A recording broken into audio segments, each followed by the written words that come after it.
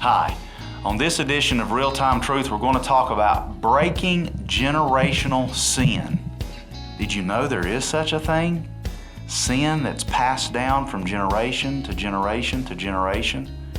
You might say, what might that be? We want you to join us. We're going to talk about, is this some sort of fairy tale type thing, or is this actually a biblical concept? It is. So we hope you'll join us on this edition as we talk about breaking generational sin.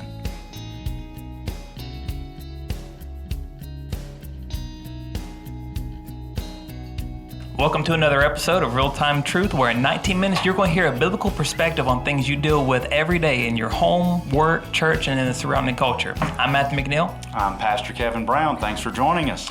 And today we're going to talk about a topic that might be a little bit unfamiliar to people. We kind of debated on even how to title this thing. Yeah.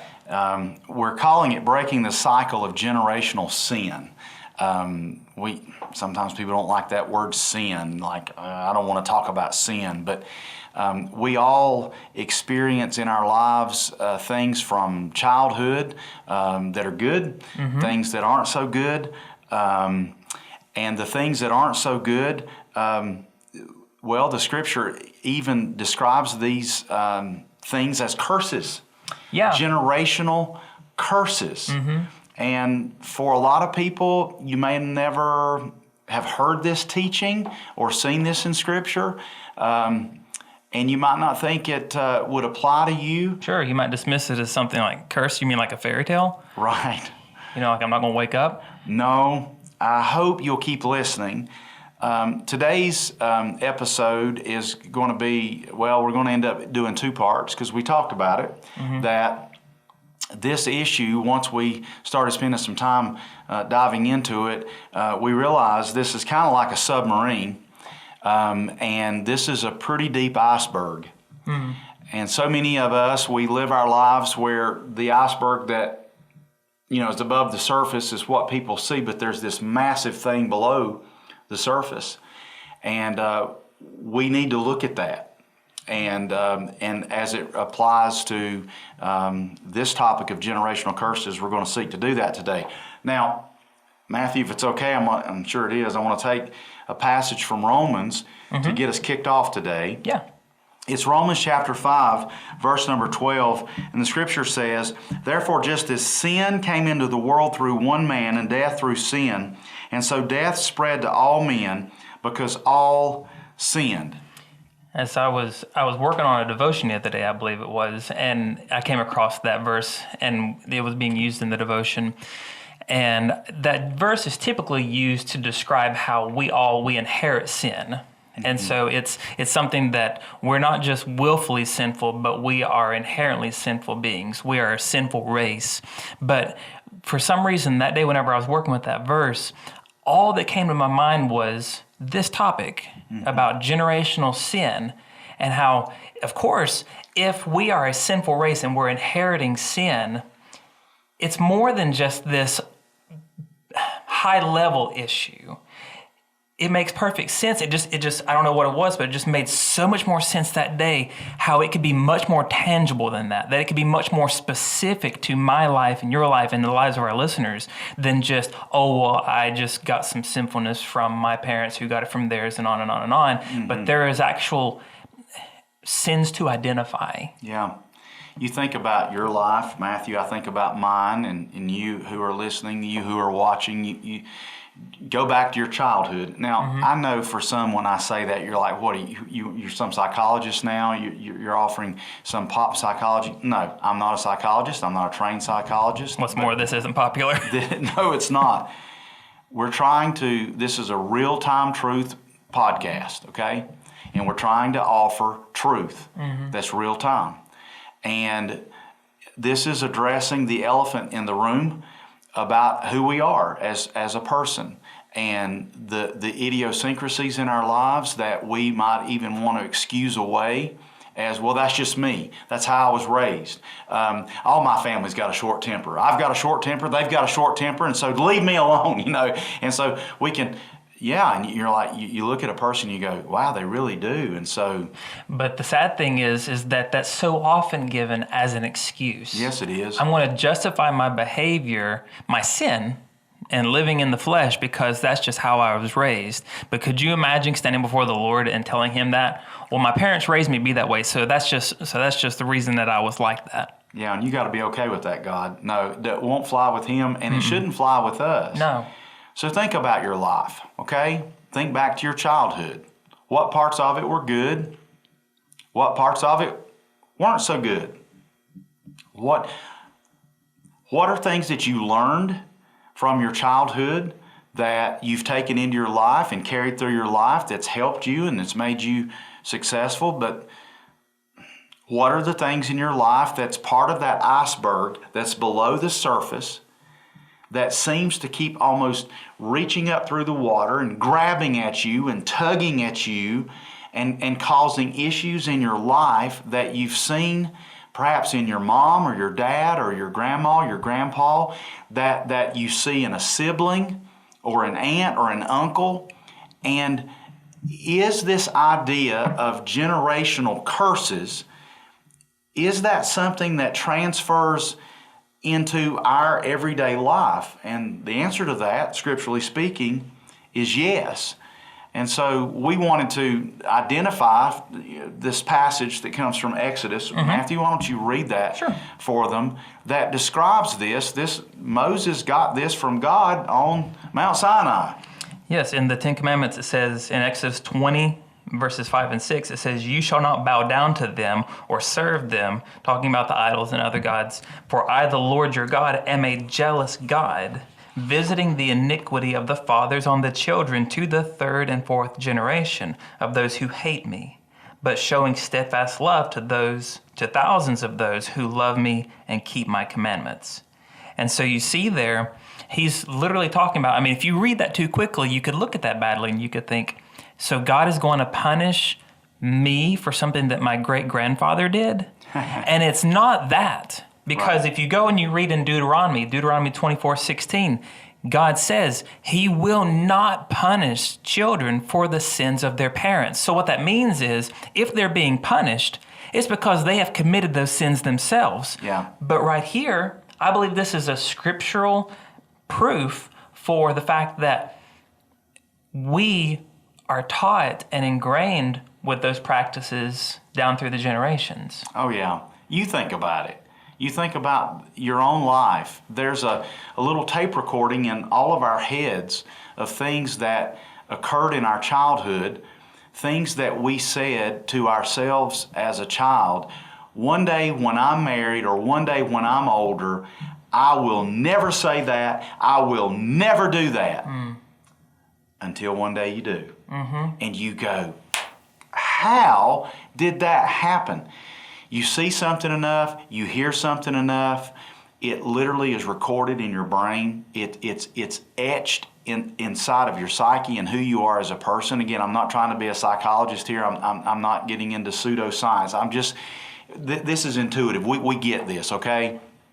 And so, I mean, it can be something as silly as like, I like Duke's mayonnaise because my family has always eaten Duke's mayonnaise. So I've gotten a taste for Duke's mayonnaise, and anything else tastes weird to me, okay? Because that's how I was brought up. My grandparents all ate Duke's mayonnaise. My mom and dad ate Duke's mayonnaise. So if I'm eating a tomato sandwich, I'm going to have Duke's mayonnaise because that's how it was done in my life. And so you think about situations in your life that you're dealing with even now. Do you have an anger issue? Do you have an issue with emotional attachment? Maybe you had a parent that even to this day you have very little emotional attachment with. And you're married now and you've got children and you find yourself wanting to be emotionally attached to your kids, but somehow because you never experienced that yourself, that is just transferring into you, and it's just this struggle in your life. And so these things are passed down. They're learned, if you will. And so the Scripture describes them as curses, but the curse is the curse of sin, okay? And you're having an emotional attachment is not necessarily a sinful thing, but it's simply it's a category that I've described. But there can be things in your life that are sinful that you have learned. That you have taken from your childhood and you've brought into adulthood, and now you're carrying this thing out into your to your family, and all of a sudden you're watching your kids one day, and you're like, oh my goodness, he is acting just like me, and I acted just like my dad or my mom or my grandmother that raised me, or whatever the case might be. And that's how the sin is passed down. It becomes generational. And you look at families, you look at your family, you can look at other families, and you can see these things as they play out in people's lives. And I've had it play out in my life from my childhood. I had a good childhood. My mom and dad were wonderful, but not everything was perfect. Not everything was perfect with my grandparents. I spent a lot of time with my grandparents, both my mom's side and my dad's side, and had mostly wonderful experiences. But there were things that were difficult, and we all have. And you could, if you were sitting in front of this mic, you could share the same thing. Matthew could share the same thing. The point is that what we want to try to do is to acknowledge the areas in our life that maybe are dragging us down and that we've not dealt with. Maybe things that we're still struggling with. It's like a hurdle that you come to in your life, and you're like, yeah, I don't want to hurdle that. And you just circle back around. And you come up to it again. You're like, yeah, I don't want to deal with that. You know you need to. But, and just as you said a second ago, it might not necessarily be something that's just sin. Right. It's something, undesirable practices. You think about, okay, your childhood. Again, as Kevin said, think about your childhood. Ask yourself the question, were your parents very available in spending a lot of time with you? Or were they more consumed with their work? How about in your house, again, because you experienced your home, how did your mom and dad interact with one another? How did they treat one another? Men, we're likely to interact with our spouses in a lot of the same ways as our dads interacted with their wives. Without question. The same thing holds true for women emulating their mom when it comes to how they act as a wife to their husband. How about whenever it comes to your understanding of how the flow of the house goes, whose responsibilities are who? Those things are ingrained in us because we witness those in our own parents. And so the things that I'm talking about, that we're talking about here today, is not necessarily just sin. There may be some very sinful things that might be there. It might be something having to do with lying, or it may be something, it could even be like a family history of sexual sin. Yeah. It could be something having to do with anger issues, with a temper, unforgiveness, those kinds of things, or just a general behavior of just being closed off to people. Yeah. That's so, and the thing is if we don't recognize it, if we're not willing to actually shine a light on it, then we're likely to do, as you just said, just come to that hurdle, and it's holding our lives back. But rather than deal with it, because that's painful and that's hard, and I have to actually accept the fact that I'm wrong, we just double back around. Yeah. And that's when we don't want to get in the submarine and go below the surface and go try to take out the iceberg. You know, a big iceberg destroyed the Titanic, right? You know, it's put a gash in the side of the ship that was unsinkable. And that happens in our lives. And these areas in our lives that can tag with us or almost haunt us throughout our lives, it's just so easy to get busy with life and never address these things, and we don't realize it, but we're passing this dysfunction down to our kids. Matthew, for so many of us, you know, the question is often asked of ourselves, about ourselves, am I normal? Is my family normal?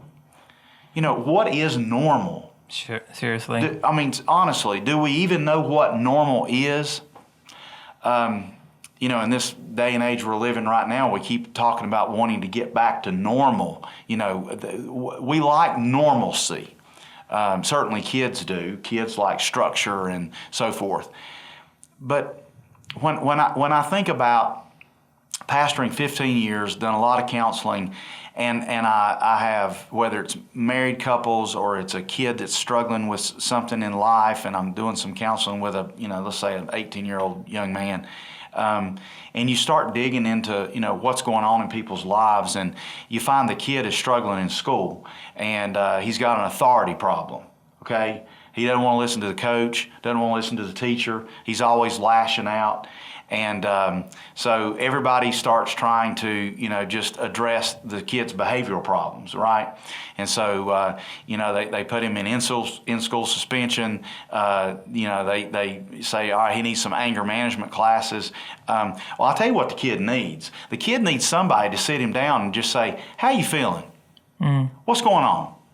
Tell me, when you tell the coach that you are not going to run the hills and the banks, what are you thinking right then? And the kid goes, well, I'm not going to run the hills or the banks. Why? Why do you refuse to run it? It's amazing. I've had conversations. All of a sudden, some kid says, I'll tell you why I refuse to run it. I refuse to run it because I'm tired of being told what to do. I'm tired of everybody always in my business and in my stuff, and I can't live my life, and I can't have my bedroom the way I want it, and I can't eat what I want to eat, and now we're getting somewhere.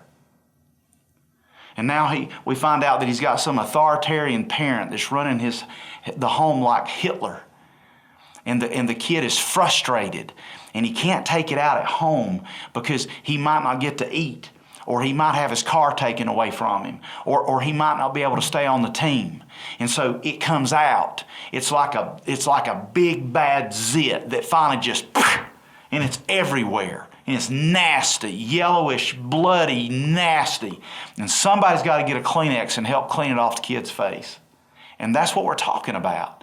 There are things in our lives, and we sometimes say, I don't know why I'm doing what I'm doing, or why I'm acting the way I'm acting. And not to turn us all again into pop psychologists here, but ask yourself, can I go deep enough into who I am and say, Lord, show me the things in my life that I'm dealing with and help me to understand why I'm feeling the way I'm feeling. Mm-hmm. That maybe there's something that I've never really addressed that I've brought into my adulthood that I've not addressed from my childhood. And parents, if you've got small kids and you begin to see your kids acting out in a way that makes you go, they're acting just like me, or they're acting like my mom or my dad. Do you want that to continue? Or do you want to break it? Do you want to stop it? Well, and we all know what destruction is attached to our own selfish and sinful behavior. Mm-hmm. We don't have. You just think back in your life, and so then, as Kevin's saying, do you want that in your child's life? And the answer is obviously no. Right. And so this is a discussion about breaking generational sin. So, this is why there's a part 2 to this. Mm-hmm. We've talked about it, we've identified what it is, and now in the next episode we're going to talk about how to address it and how to deal with it. So make sure you tune in next time, and we'll dig more into the issue and answering the question of how do we break the cycle of generational sin. This has been an episode of Real Time Truth. I'm Matthew McNeil. I'm Pastor Kevin Brown. Thanks for joining us. Take care.